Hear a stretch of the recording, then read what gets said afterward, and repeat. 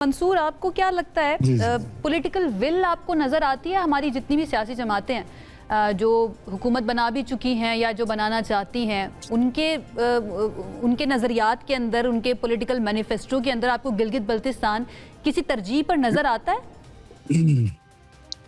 जी बहुत शुक्रिया।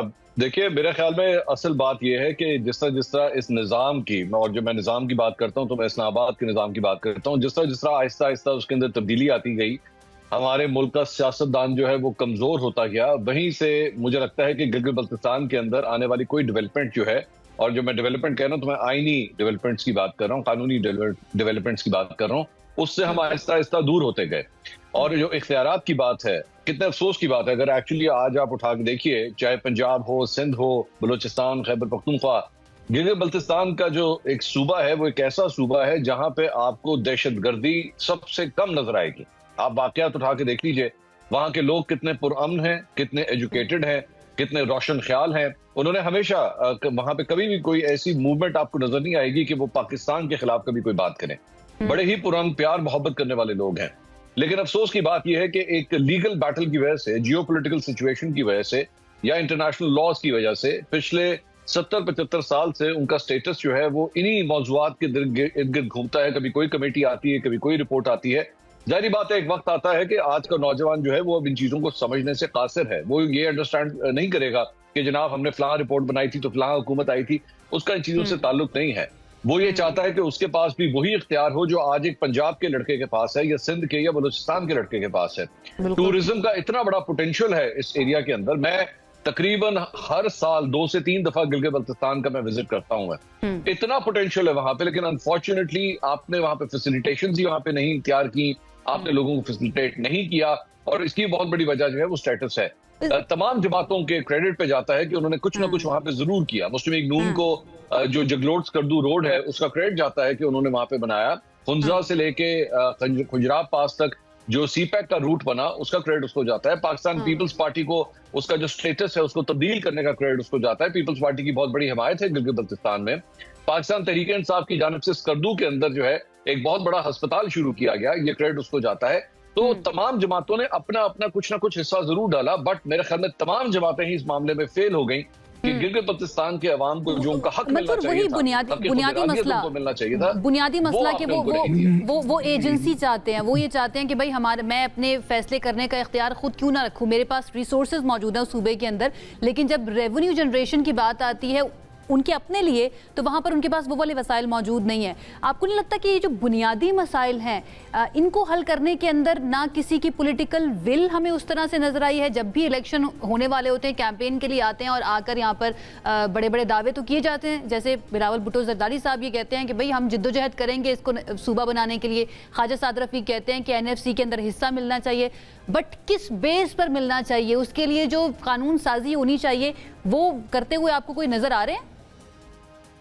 आप इसी से अंदाजा कर लीजिए ना कितना कोई इंटरेस्ट है। आज मतलब हुक्मरान जमात इस्लामाबाद के अंदर जो मौजूद है, इख्तियार वली साहब की जमात है, वजीर आजम उनके हैं, आज उनकी हुकूमत है।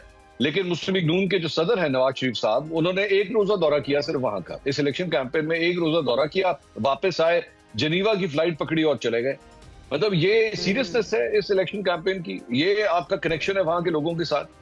आपकी शरीफ फैमिली में से किसी ना किसी को तो वहां पे मुसलसल बैठे होना चाहिए था। आज की तारीख है, आज जब इलेक्शन हो रहा है आपको वहां पे बैठे होना चाहिए था। लेकिन आपकी सीरियसनेस कितनी को ज्यादा है। वहां पे नवाज शरीफ साहब ने अपनी तकरीर में खड़े होकर ये तो कह दिया मुझे पहाड़ बहुत पसंद है। आपको पहाड़ बहुत पसंद है, लेकिन आपके पहाड़ में जो रहने वाले लोग हैं आपको वो भी उतने ही पसंद होने चाहिए, ताकि कम से कम आप उनका हाथ तो पकड़ते। कितनी दफा आज शरीफ फैमिली जो हुक्मरान फैमिली है, कितने शरीफों ने जाके वहां पे कितना टाइम गुजारा है। मरियम नवाज, नवाज शरीफ, शहबाज शरीफ या हमजा शहबाज, ये 4 पार्लियामेंट के अंदर मौजूद हैं। इन्होंने कितना वक्त वहां के लोगों के साथ गुजारा है? नहीं गुजारा। तो इसी से पता लगता है। लेकिन आज बिलावल भुट्टो और उनकी बहन आसफा भुट्टो ने एक तवील टाइम वहां पे लगाया। क्रेडिट देना पड़ेगा आपको इस बात का कि पाकिस्तान पीपल्स पार्टी ने इस इलेक्शन कैंपेन को ज्यादा सीरियसली लिया। बिल्कुल ऐसे ही है। अच्छा इख्तियार साहब, आप कुछ कहना भी चाह रहे हैं, मेरा सवाल भी ले लीजिएगा। वो ये है कि जब गिलगित बल्तिस्तान के लोगों से बात की जाती है तो वो ये कहते हैं कि नेशनल असम्बली के अंदर हमारी बात करने वाला कोई मौजूद नहीं है, हमारी रिप्रेजेंटेशन मौजूद नहीं है, सेनेट के अंदर हमारी रिप्रेजेंटेशन मौजूद नहीं है। वो भी पाकिस्तानी अपने आप को मुकम्मल तौर पर एक आइनी हैसियत के अंदर कहलवाना चाहते हैं, लेकिन जब हम आइन को देखते हैं, आइन के आर्टिकल 1 को देखते हैं, उसके अंदर हमें गिलगित बल्तिस्तान पाकिस्तान का हिस्सा ऐसा नज़र नहीं आता है, उसका नाम नज़र नहीं आता है। तो इसके लिए आपकी गवर्नमेंट के पास कोई प्लान है, कुछ किया जाएगा, कानून साजी के लिए कुछ इनिशिएटिव लिया जाएगा? फर्स्ट ऑफ ऑल तो मैं 2-3 चीजें क्लियर करना चाहता हूँ। मंसूर भाई ने एक बात की, लेकिन मेरे ख्याल में उनको इल्म होगा या वो जिक्र करना भूल गए होंगे। गिलगित में इस वक्त सबसे ज्यादा जो इनपुट है वो मियां नवाज शरीफ की पार्टी मुस्लिम लीग नून की है। अगर आप कार्डियक अस्पताल देखें तो नवाज शरीफ ने बनाया, कैंसर अस्पताल देखें तो नवाज शरीफ ने बनाया। आपने जिस अस्पताल का जिक्र किया पीटीआई का, मैंने वो इस करदू में कहीं देखा नहीं है। वहां पर रोड इंफ्रास्ट्रक्चर जितना है वो 80% मुस्लिम लीग नून का दिया हुआ है। वहां पर सुई गैस अगर आज जल रही है, उन पहाड़ों में आप तो खुद होकर आए हैं, वहां तक सुई गैस हमने पहुंचाई है। वेस्ट मैनेजमेंट प्रोग्राम वहां पर पंजाब हुकूमत की मदद से हमने वहां पे इम्प्लीमेंट करवाया है।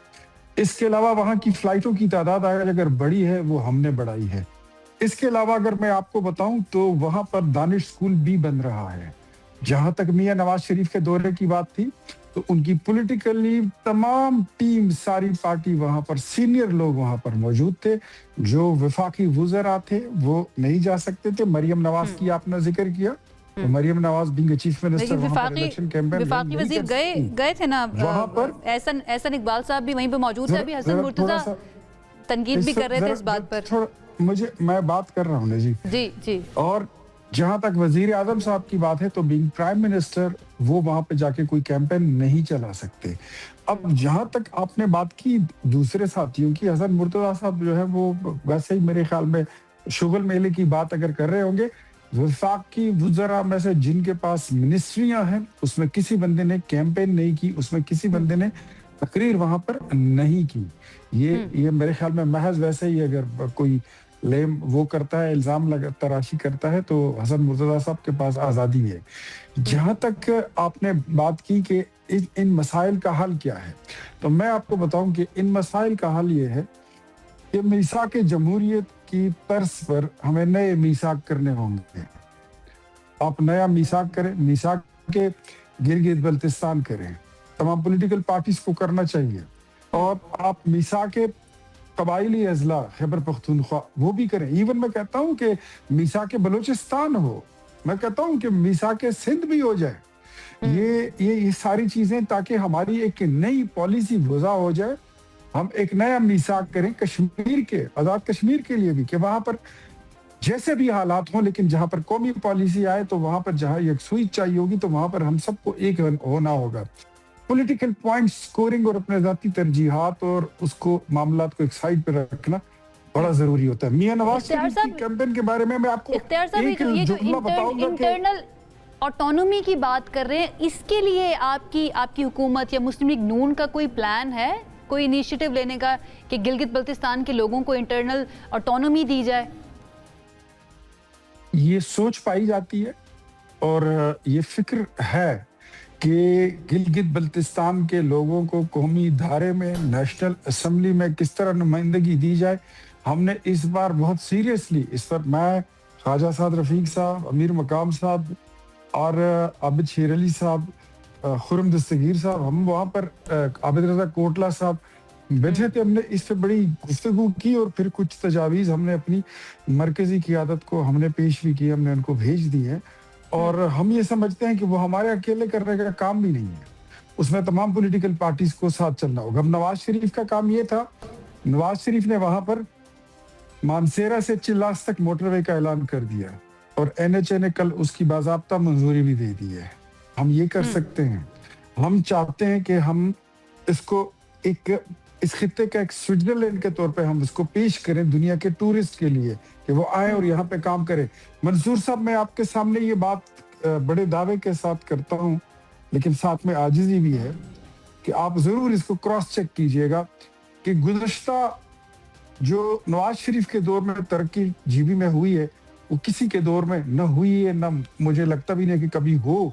और बदकिस्मती ये है कि उनकी तमाम पॉलिसीज को रोल बैक किया गया। यही वजह थी कि आज गिलगित में जितने लोग हैं उनसे आप जब भी कहीं पूछे कि यहाँ पे काम किसने किया तो वो नवाज शरीफ का और मुस्लिम लीग का नाम लेते हैं। तो डेफिनेटली मियां नवाज शरीफ साहब को उनकी सेहत जितनी इजाजत दे सकती थी उन्होंने अपना किया, बाकी उनकी टीम उन्होंने उन्होंने अपना कैंपेन चलाया और वहां पर मौजूद रहे। अल्लाह करे उनकी सेहत हो, सलामती हो, और तो जब भी होगी वो पहुंचेंगे ठीक वहीं पे, ठीक मौजूद ठीक है।